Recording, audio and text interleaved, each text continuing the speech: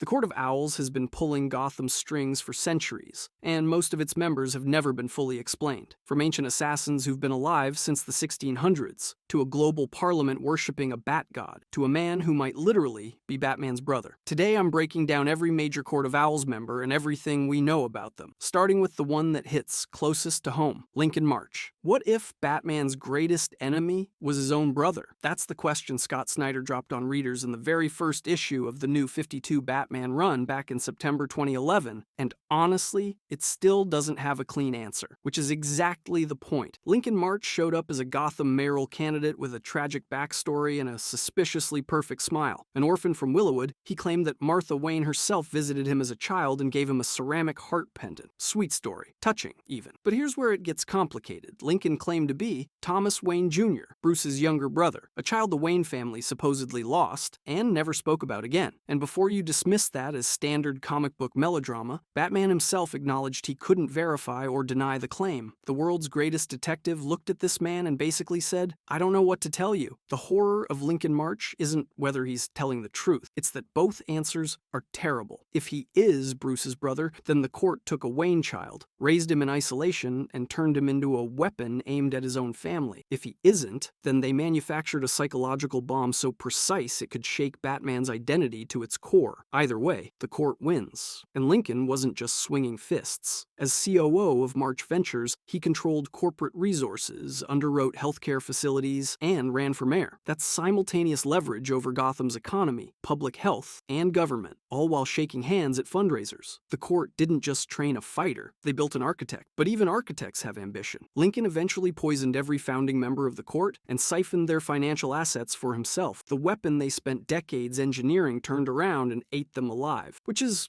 not ideal for the secret society that thought they had everything under control. Batman eventually defeated him and stuck him in cryogenic storage, because that's apparently where you put problems you can't solve. Lincoln March is frozen, but the question he represents never got an answer, and Snyder knew exactly what he was doing by leaving it that way. But if you think a maybe brother with a corporate empire is unsettling, wait until you meet the Talon who's been killing Waynes since 1901, William Cobb. Dick Grayson's entire origin story is secretly a Court of Owls story, and nobody was ready for that reveal. William Cobb was born October 10th, 1901, to a construction worker who died building a bridge for the Kane family. Let that sink in for a second. The court's very first Talon was created because Gotham's infrastructure literally crushed a working-class family to build itself. His father died making the city prettier for rich people, and the rich people's secret murder club picked up the orphan he left behind. Which is, not ideal. After his father's death, Cobb survived on the streets as a juggler until Haley's Circus discovered him stopping a pickpocket. They took him in, trained him as an acrobat, and sent him touring across the country. Sounds like a heartwarming rags to riches story, right? Turns out, no. Haley's Circus was a recruitment pipeline for the Court of Owls. Had been for generations. Every acrobat they scouted was a potential Talon candidate. Every performance was an audition for something far worse than the trapeze. Cobb returned to Gotham, fell for a woman named Amelia Crown from one of the city's wealthy families, and fathered Dick Grayson's grandfather, making him Nightwing's great-grandfather. The court then gave him an electrum implant that granted regenerative healing and functional immortality, trained him in martial arts, and armed him with specialized throwing knives featuring mercury-filled grooves for maximum lethality. The man could trade blows with both Batman and Nightwing and hold his own. He wasn't just an assassin, he was a masterpiece of generational engineering. But here's where it gets dark. Cobb raised his own son under the codename Gray Son of Gotham to continue the family Talon legacy. Gray Son. Grayson. The surname wasn't an accident, it was a brand. A multi-generational dynasty of assassins stretching from 1901 to the present day, with Dick Grayson sitting at the end of a bloodline he never knew existed. This means Dick was never randomly chosen by Bruce Wayne. He was already entangled in the court's web before he ever put on a mask. Haley's Circus. His family name, his acrobatic talent, all of it traces back to William Cobb and the court's genetic infiltration program. The only reason Dick Grayson became Nightwing instead of a Talon is because Bruce Wayne got to him first. And that raises the question nobody can fully answer. Was Dick destined to become a killer? Or does his rejection of that heritage prove that free will wins over blood? Either way, William Cobb built a dynasty that nearly swallowed Gotham's greatest hero whole. But if the Cobb bloodline represents the court's grip on Gotham's families, wait until you meet the woman who controlled Gotham's real estate, Maria Powers. Most Court of Owls members get remembered for what they did. Maria Powers gets remembered for what she owned. Maria and her husband Joseph ran the Powers Hotel, which sounds innocent enough until you realize what it actually was. On the surface, it was Gotham's most exclusive gathering space for the city's elite. Politicians, financiers, old money families, all rubbing shoulders in a building designed to make them feel important. But the Powers Hotel wasn't just a hotel. It was a trap, a velvet-lined crystal chandelier trap where every handshake, every backroom deal, every whispered alliance happened under the court's roof and on the court's terms. Here's the thing about controlling a city. You don't need to control every person in it. You just need to control the room where the people who matter go to make decisions. That's what the Powers family figured out generations ago. While other court members were busy pulling strings in boardrooms or sending talons to stab people in alleyways, Maria and Joseph took a different approach. They built the room. They controlled the architecture of influence itself. Think of it like this. Lincoln March had corporations. William Cobb had bloodlines. The Powers family had the venue. And if you've ever tried to book a private event, you know the venue controls everything. Except this particular country club had a body count. The Powers family's influence in Gotham stretched back to before American independence. They were part of the colonial secret society that would become the court, embedded in the city's power structure so deeply that removing them would be like pulling a load-bearing wall out of a skyscraper. Every generation of the Powers family reinforced that position, cultivating relationships with Gotham's ruling class while quietly ensuring those relationships served the court's interests first. But here's where it gets cold. Both Maria and Joseph were killed during the Night of the Owls in 2012, the court's own purge. The organization they'd served for their entire lives, the one their family had propped up for centuries, decided they were a liability and eliminated them without hesitation. And honestly, that tells you everything you need to know about how the court views its members. Maria Powers wasn't a person to them. She was infrastructure. The moment the building stopped being useful, they demolished it. No sentimentality, no loyalty, no severance package, just disposal. Which is,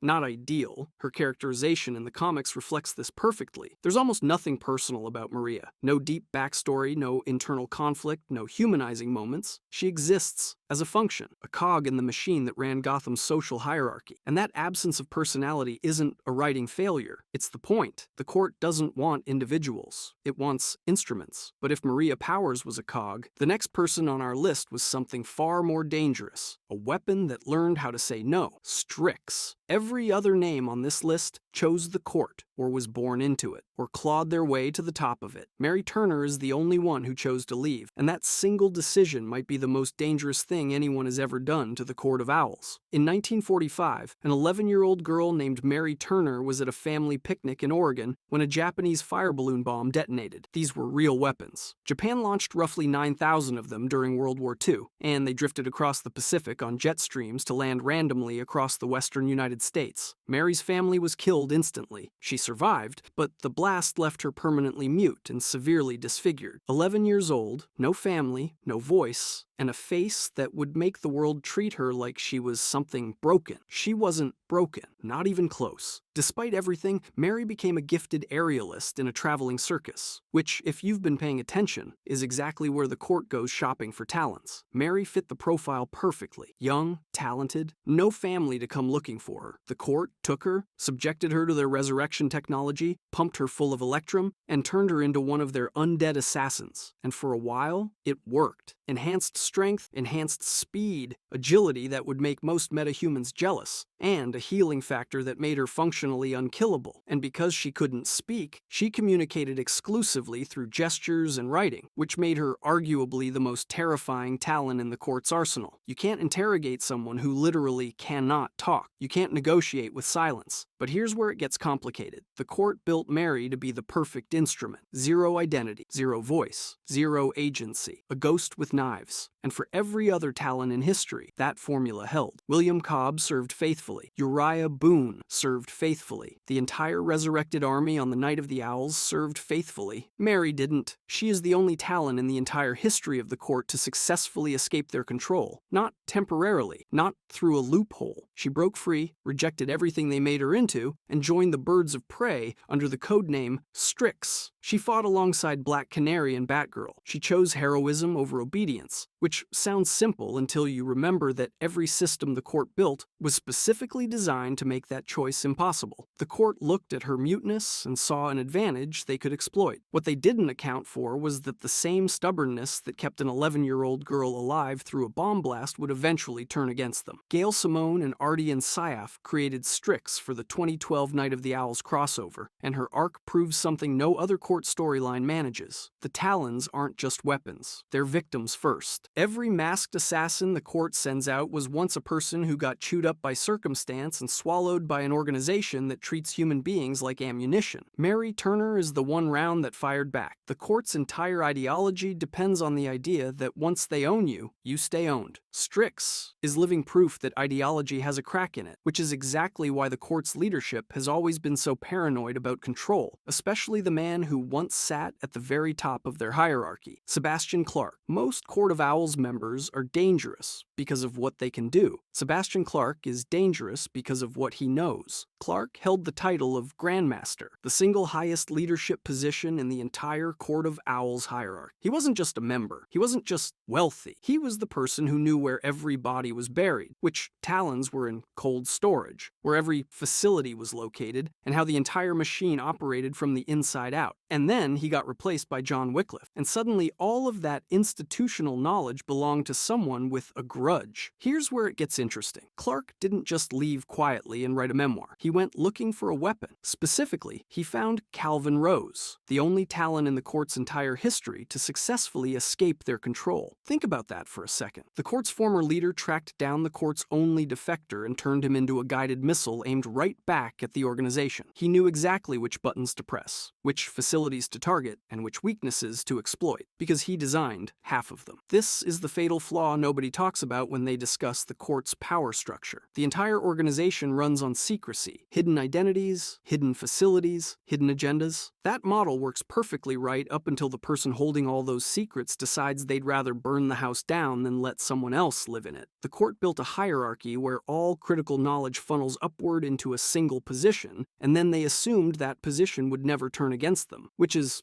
not ideal. What makes Clark fascinating from a storytelling perspective is that he's less of a character and more of a structural critique wearing a trench coat. He doesn't have the personal tragedy of a Strix or the identity crisis of a Lincoln March. He exists to prove a point about the court itself. Every secret society that concentrates power in a single leader creates the conditions for its own destruction the moment that leader walks out the door. Clark is the court eating itself, and the organization's greatest strength, its obsessive secrecy, became the exact thing that made his betrayal so catastrophic. The evidence base on Clark is thinner than some other members. His story plays out primarily through the Talon series, and he functions more as a plot mechanism than a fully fleshed out person. But honestly, that's what makes him interesting. He's not a villain with a sob story, he's a systems failure with legs. But if Clark proved the court can be destroyed from the top down, the next member proved it can be controlled from the inside in an entirely different way. Samantha Vanover. Most Court of Owls members hide behind masks and centuries of tradition. Samantha Vanover didn't need to. She was the tradition. Samantha wasn't just a member of the court. She was its grandmaster, the person sitting at the very top of a secret society that had been quietly running Gotham for centuries. While other members jockeyed for influence and whispered in back rooms, Samantha held the leash on the court's most dangerous asset, its Talon, and she didn't just command him. She was in a romantic relationship with him. The deadliest assassin in Gotham's shadow history was sleeping next to the woman who signed his mission orders. That's not a red flag. That's a red flag factory. Except the love story isn't exactly a fairy tale. Here's where it gets complicated. You've got a romantic relationship layered directly on top of a chain of command, inside a secret society that murders people for a living. Samantha held absolute authority over the Talon, which means every tender moment existed in the shadow of the fact that she could have him eliminated and replaced whenever she wanted. The power imbalance wasn't a side effect. It was the architecture. And the question everyone asks is whether Samantha actually loved the Talon or simply managed him. The answer is probably both, and that's exactly what makes her terrifying. She could hold his hand at dinner and treat him as a disposable weapon by morning. When Samantha identified identified Damian Wayne as a potential recruit for the court, she was perfectly willing to use the Talon as a tool to make it happen. Her own lover, treated as a swappable component. Hey babe, go fetch me a Robin. Thanks. You're a doll? Cool. That's also a thing that happened. But the Talon wasn't having it. When he realized Samantha's plans didn't align with his own vision for the court, he turned on her, violently. The man she commanded, the man she shared a bed with, killed her, betrayed by the very weapon she thought she controlled. Which is the most Court of Owls outcome imaginable. You build a killing machine, you point it at everyone else, and then one day it decides you're the target. Now, worth noting that Samantha appears primarily in the DC animated movie universe, specifically Batman vs. Robin, not the Prime Earth New 52 comics where most Court of Owls lore originates. This puts her in a weird canonical gray zone. She's fully developed with clear motivations and a complete arc, but her existence sits in a different continuity from the Scott Snyder stories that built the court's foundation. The answer to whether she counts depends entirely on who you ask and how much you value animated adaptations versus comic panels. What's undeniable, regardless of continuity, is what she represents. The court doesn't just recruit killers. It romances them, commands them, and then gets consumed by them. Samantha is the queen on the chessboard. Most range of movement, closest personal connections, sharpest instincts. But queens still get taken. Every kiss, every order, every manipulation served the court first, and Samantha second, right up until the moment her own Talon decided the court meant something different than she thought. That's the tragedy. Not that she died, but that she genuinely believed love and control could coexist inside an organization built entirely on disposable people. But if you think a powerful leader pulling strings from the shadows is unsettling, wait until you meet a Talon who's been pulling strings since Gotham was literally founded. Uriah Boone. Imagine going to sleep one night and waking up 400 years later. Your entire world is gone. Everyone you ever knew has been dead for centuries. The language sounds different, the buildings look wrong, and the first thing someone tells you is, hey, go kill this guy dressed like a bat. That's Uriah Boone's entire existence. And honestly, I don't know what to tell you. Boone was one of the very first assassins the Court of Owls ever employed. We're talking about the founding of Gotham City itself, back in the early 1600s, when the colonial families were still laying the first stones of what would become the most cursed city in the DC universe. He wasn't just early to the party, he was the party. One of the original Talons, serving the court before the organization even had centuries of tradition behind it. Back then, it was just a bunch of wealthy colonists with owl masks and murder on their minds. Here's where it gets genuinely unsettling. The court preserved him. Through their electrum-based resurrection and hibernation technology, they kept Uriah Boone on ice for over 4 centuries, literally frozen in a coffin somewhere beneath Gotham, waiting for the day they'd need a weapon old enough to remember when the city was still dirt roads and candlelight. That day came when the Joker was tearing Gotham apart. The court's response was to thaw out a guy from the 1600s. Yeah, send the Pilgrim. Which is, not ideal as a strategic decision, but it tells you everything about how the court thinks. They don't see time the way normal people do. To them, Boone isn't a relic. He's inventory. And that's what makes Boone fascinating, despite having almost zero character development. He's not really a person anymore. He's a concept with a heartbeat. Whatever Uriah Boone was as a man, whatever he thought or felt or wanted, got stripped away across centuries of being used as a biological time capsule. He's institutional memory made flesh. Every secret from Gotham's founding, every early court operation, every colonial-era assassination, all locked inside one body that the court can wake up whenever they feel like it. Fans debate his exact age pretty intensely, because the founding date of Gotham shifts depending on which timeline you're using. Some sources place the city's origins around 1605, others push it closer to the 1650s. That puts Boone somewhere between 350 and 430 years old, but either way, he's comfortably the oldest surviving Talon in current continuity. Hard to keep track of birthdays when you spend most of them unconscious. The thin characterization is actually the point. Boone isn't meant to be sympathetic or complex. He's meant to be proof